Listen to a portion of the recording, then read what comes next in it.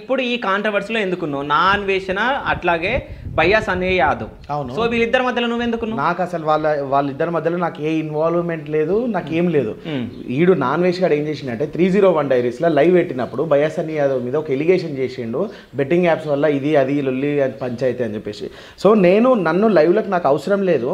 నాకు ఇన్స్టాగ్రామ్లో వచ్చి నెంబర్ ఆఫ్ మెసేజ్లు అన్న నిన్ను 301 డైరీస్ వాళ్ళు పిలుస్తుండ్రు అనేసి అంటే నేను అప్పుడు లైవ్ చూసి వీడు మొత్తుకుంటుండు, ఆడు విజ్జుగాడు ఉన్నాడు చూడు వాడిని కూడా పిలిపియండి అని చెప్పిండు. అప్పుడు నేనేం చేసిన అంటే లైవ్లోకి నేను వెళ్ళడం జరిగింది. ఫస్ట్ ఆఫ్ ఆల్ అన్వేష్ మనస్తత్వం చెప్తా విను. ఎట్లా అంటే మనోడు అవతలని డిగ్రేడ్ చేసుకుంటూ నేను హైలైట్ అవ్వాలి అనేటటువంటి మనస్తత్వం అనమాట. సో నీకు నిన్న నైట్ కూడా ఒక లైవ్ జరిగింది. మనకో యూట్యూబరే మీకో యాంకరే ఒక యాంకర్ లైవ్లో ఉంటే అమ్మ నా బూతులు తిట్టి వెళ్ళిపోయిండు. ఆ వీడియో చూసే ప్రజలందరికీ కూడా కళ్ళు తెరుస్తారు జర, అరే ఇది ఏం సంగతి ఏం నడుస్తుంది అనేసి. ఫస్ట్ ఆఫ్ ఆల్ వీడు మనం అడిగే క్వశ్చన్లకు ఆన్సర్ చేయడు, ఎందుకంటే ఎలిగేషన్ చేసిండు కదా. ఇప్పుడు ఒక ఎలిగేషన్ చేసి క్వశ్చన్ చేసే రైట్ మనందరికీ ఉంది, మనం పబ్లిక్ కాబట్టి పబ్లిక్ మీదనే వీడియోలు తీస్తుండు కాబట్టి సో రైట్ ఉంది. సో ఒక క్వశ్చన్ అడగాలి అనేసి అనుకుంటే ఆ క్వశ్చన్ని అక్కడికి అరే నువ్వు ఎర్రిపోకువి నువ్వు ఇది అనుకుంటా ఏం చేసిండంటే ఆ లైవ్లోకి ఏమి ఆ యూట్యూబర్ని ఎలా అది కట్ చేసేసిండు. సో నన్ను కూడా ఆ రోజు పిలిచి నన్ను జోకర్ గాని చేద్దామని అనుకున్నారు. నేను జోకర్ గాని అయితే కాదు కదా. ఫస్ట్ టైము లైవ్లోకి వెళ్ళినప్పుడు వీడు నన్ను హట్ చేసిండు, అంటే హట్ చేసిండు నేను హట్గాలే కానీ నన్ను ట్రోల్ చేసిండు లైవ్లో. మనోడే కదా నాన్ వెజ్ నేను ప్రతిసారి కూడా అన్నానే మాట్లాడతా. నన్ను ట్రోల్ చేసేసరికి వాళ్ళు వీడియో కూడా పెట్టినారు, అది కొంచెం బాగా వైరల్ అయిపోయింది, 1 మిలియన్ దాకా పోయింది. అండ్ ఈసారి లైవ్లో నన్ను అట్లా పెట్టలేదు. ఏంటంటే వీడు ఫస్ట్ లైవ్లోకి పోగానే 7 ఖండాలు అంటే 7 కాంటినెంట్స్ చెప్పు, నువ్వు ఎర్రిపోకువి ఇలాంటి మాటలు మాట్లాడతాడు.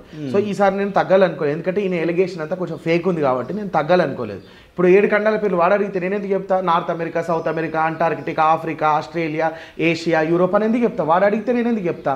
సో అందుకని నేను చెప్పలేదు. ఉల్టా ఏం క్వశ్చన్ చేసిన అంటే ఆ 7 ఖండాల దాకా ఎందుకు, 7 టేబుల్ చెప్పు, నువ్వు అంత చదువుకున్నావు కదా, నీ సత్తా చూస్తా అని చెప్పి అక్కడ నుంచి వాడు లైవ్లోకి కట్ అయిపోయి నన్ను కట్ చేపించేసి మళ్ళీ వచ్చి నా మీద స్ట్రైక్లు అయ్యి వీడు నా మీద బతుకుతుండు అన్నందుకే నేనేం చేసిన అంటే అప్పుడు స్టార్ట్ అయింది నా కాంట్రవర్సీ. వాని మీద నా మీద బతుకుతుండు, అగ్గిపెట్ట మచ్చగాని మీద బతుకుతుండు అనేసి ఈ మాటలు చెప్పిండు అనమాట. అయితే నేను నీకు ఒక క్వశ్చన్ అడిగితే, ఇక్కడ బాహుబలి సినిమాలో అంటే నేనేదో పెద్ద హీరోతో పోల్చుకొని నేను పెద్ద హీరోనా ఏం చెప్పట్లేదు, జస్ట్ ఒక ఎగ్జాంపుల్ చెప్తున్నాను. బాహుబలి సినిమాలో బాహుబలి 1లో 50 crores రెమ్యూనరేషన్ ప్రభాస్ చేసిండు. దానికి 1000 కోట్లు 1200 కోట్లు వచ్చినాయి. ఇప్పుడు బాహుబలి 2లో 100 కోట్లు తీసుకుంటూ 3200 కోట్లు వచ్చినాయి. ఇప్పుడు నేను వచ్చి పిచ్చిపూకొని లెక్క బాహుబలి సినిమా రాజమౌళి చేసిండు కదా, మొత్తం ప్రభాస్ మీదనే బతికిండు అని అంటే కరెక్ట్ ఉంటుందా? ఈయన రెమ్యూనరేషన్ అనేది ఈయనకు ఇచ్చేసిండు కదా, ఒక హీరో రెమ్యూనరేషన్ ఎంతనో ఇచ్చేసిండు కదా. ఇప్పుడు అలాగే అగ్గిపెట్టం వచ్చాక హైయెస్ట్ రెమ్యూనరేషన్ 10,000 రూపాయలు పర్ డేకి ఇస్తున్నా. 5 రోజులకు 50,000, వాళ్ళు ఉన్నది 4 రోజులు, నేను ఇచ్చింది 25,000. మైకులు ఇంకా కొన్ని డ్యామేజ్ చేసింది కాబట్టి డ్యామేజ్ అంతా మైనస్ చేసి ఇచ్చిన. నేను ఎంత ఇప్పుడు నాకు లాస్ వచ్చింది అనుకో, అగ్గిపెట్ట మచ్చగాడు ఓహో నీకు లాస్ వచ్చిందా, నేను ఇంకొక రజనీకాంత్ తెలంగాణ రజనీకాంత్ తీసుకోటే 25,000 అని చెప్పిస్తాడా? ఇయ్యడు కదా. లాస్ వచ్చినా నేనే తెగించుకోవాలి, లాభం వచ్చినా నేనే తెగించుకోవాలి కదా. నువ్వు వాడి మీద బతుకుతున్నావు, నీ కారు కొన్నావు, నువ్వు గోల్డ్ కొన్నావు అనేసి అంటే నువ్వు భయ్యా సన్నీ యాదవ్ మీద 10 thumbnails పెట్టినావు, 10 కంటెంట్ తీసినావు, ఒక్కొక్కటి 2 million 3 million 4 million పోయింది. ఒక్కొక్క వీడియోకి 1,50,000 రూపాయలు, 15 లక్షల నుంచి 18 లక్షలు స్టిల్ ఇప్పుడు వచ్చింది. సో మంది మీద బతికేటోడు నాన్ వెజ్, నేను కాదు కాంట్రవర్సీలు చేసేది. ఓకే, కాంట్రవర్సీ చేసేది నువ్వు కాదు.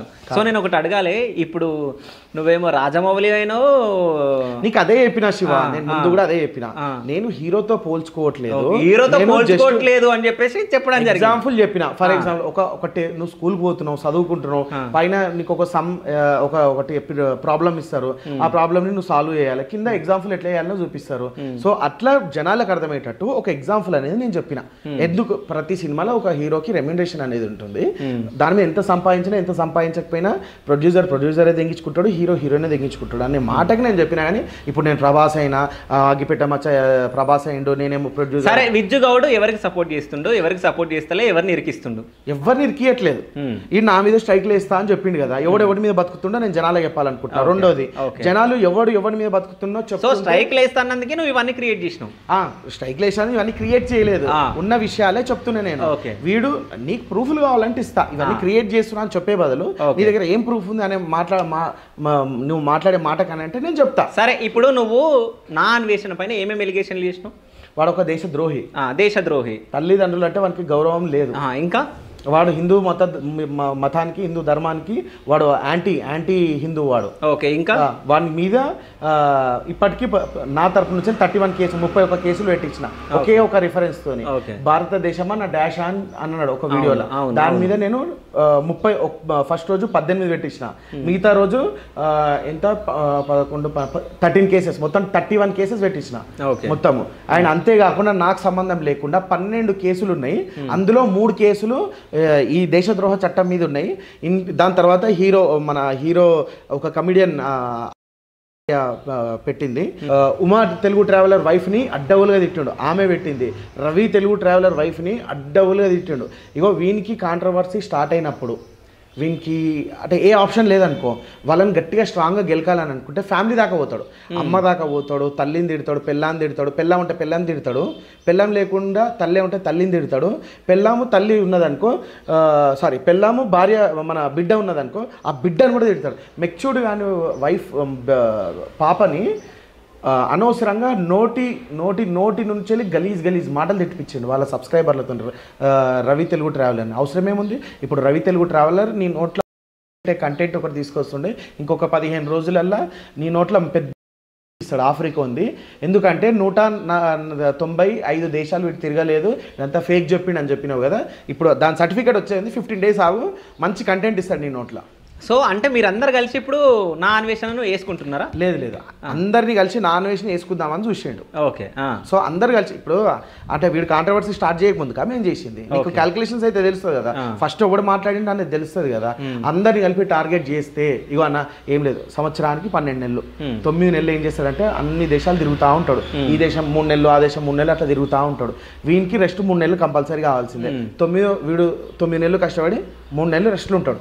ఆ 3 నెలలు ప్రపంచ యాత్రికుడు అనే పిచ్ బుక్ ఛానల్ ఒకటి ఉంది దానికి, దాంట్లో కంటెంట్ చేస్తూ ఉంటాడు, అందరి మీద ఎలిగేషన్ చేస్తూ ఉంటాడు. ఫస్ట్ ఇయర్ ఎలిగేషన్ చెప్తున్నాను, నమ్మించి మోసం చేసింది ఎవరినంటే నాన్ వెజ్ గాడు ఉమాని రవిని చాలా ఫ్రెండ్షిప్ చేసుకొని వాళ్ళ సీక్రెట్లు తెలుసుకొని ఏ దేశం ఎట్లా తిరగవచ్చు, ఏ దేశంలో కరెన్సీ ఎట్లా ఎక్స్చేంజ్ చేసుకోవచ్చు, ఫ్లైట్ ఎట్లా బుక్ చేసుకో, వీళ్ళు తెలుగు మీడియా వీడు, దీనికి అన్ని తెలుగు మీడియాలోనే సొల్లు దెంగుతాడు. నువ్వు పర్సనల్గా ఎందుకు పోతున్నావు?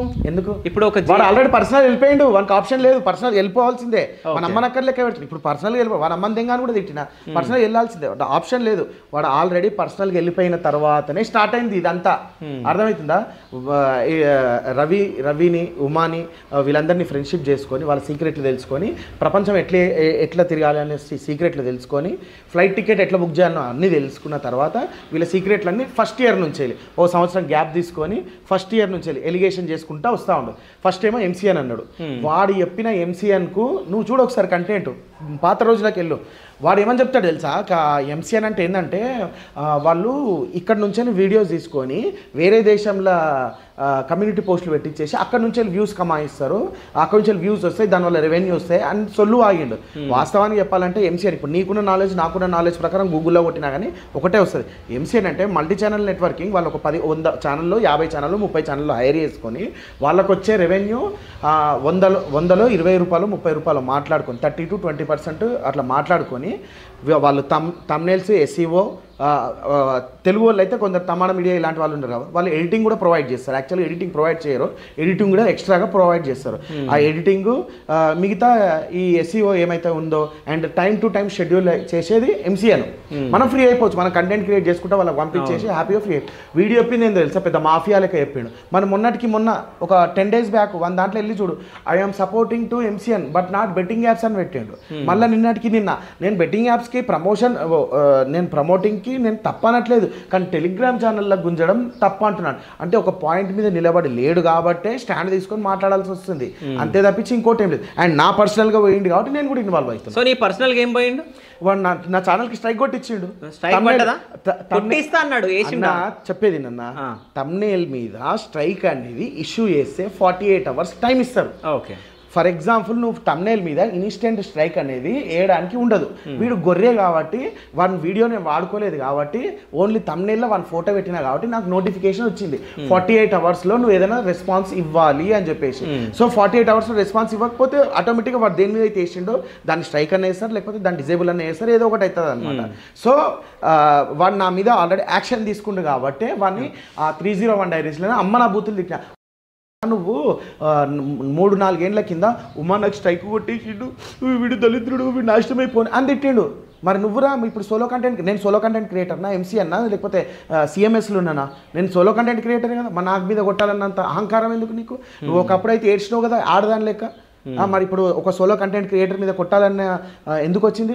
అండ్ ఒక లైవ్లో వినోద్ చైనా వ్లాగ్స్ అని ఉంటుంది, ఆ లైవ్లో నాకు ఎవ్వడు యూట్యూబర్స్ కాదు సపోర్ట్ చేయలేదు, నాకు ఒక్కడే సపోర్ట్ చేసిండు అని చెప్పి ఆమె పేరు చెప్పి మిగతా వాళ్ళందరూ దొంగ చెప్పిండ్రు. మరి ఇప్పుడు వ్యూస్ ఎట్లా వస్తున్నాయి నీకు? ఆ రోజు నువ్వు ఎంసీఎన్ మీద పోరాడుతూనే కదా సోలో కంటెంట్ క్రియేటర్లు అందరూ వన్ సైడ్ వార్ చేసి నీకు సపోర్ట్ చేసింది. వాళ్ళందరినీ గుర్తుపెట్టుకోలే. అందుకే మల్లేష్ అనే ఆయన వ్యక్తికి ఆ లైవ్లో ఉన్నాడు. వీళ్ళందరూ ఎవరంటే యూట్యూబర్, వీళ్ళందరూ యూట్యూబర్లు, బహుశా తెలియకపోవచ్చు. మల్లేష్ అనే వ్యక్తి ఆయన కూడా యూట్యూబరే.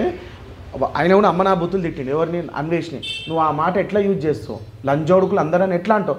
నువ్వు నీకు బ్యాక్గ్రౌండ్లో మేము నీకు హెల్ప్ చేసినాం, నీకు బ్యాక్ బోన్ లెక్క ఉన్నాం, కానీ నువ్వు మాత్రం ఆ రోజు ఎంసీఎన్కి నువ్వు సపోర్ట్ చేయలే. ఈరోజు ఎంసీఎన్కి నేను సపోర్టే కానీ బెట్టింగ్ యాప్స్ కాదంటున్నావు. మళ్ళీ బెట్టింగ్ యాప్స్కి నిన్న బెట్టింగ్ యాప్స్కి సపోర్టే కానీ టెలిగ్రామ్లోకి లాగొద్దు అనేసి అంటున్నావు.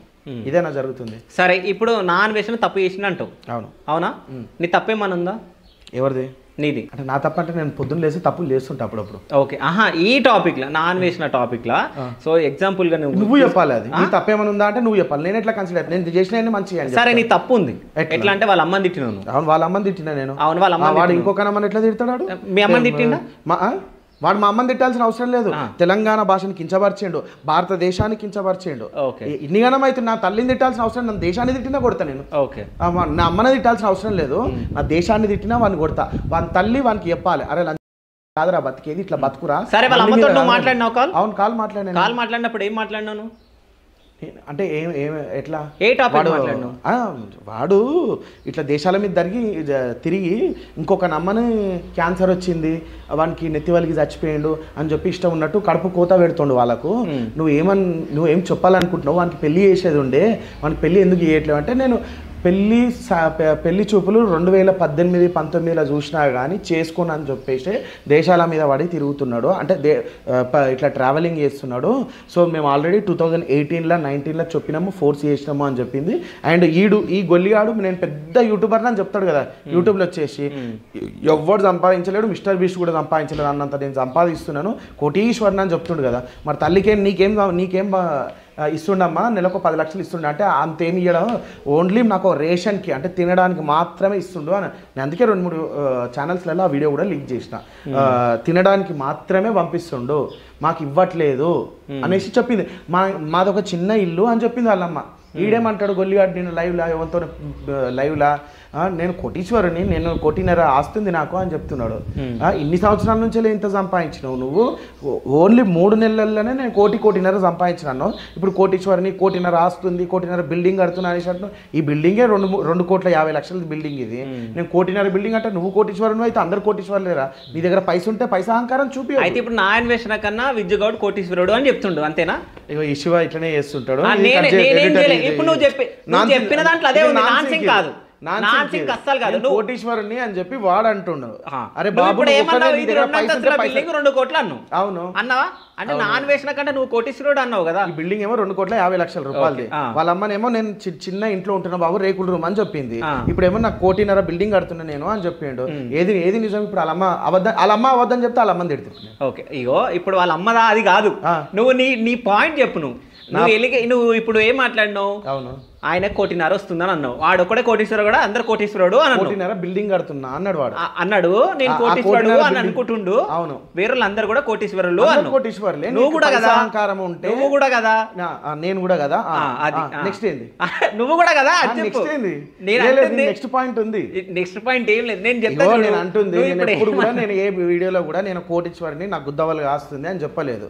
వాడు అహంకారంతో చెప్తుడు కాబట్టి ఆ అహంకారం తగ్గించుకో అనే మాట నేను మనకి చెప్తున్నా నేను. సరే అహంకారం తగ్గించుకోమంటున్నా. అవును. సో నాన్ వెజ్ అన్న అహంకారం అంటే తగ్గించుకో. Non veg అన్ననా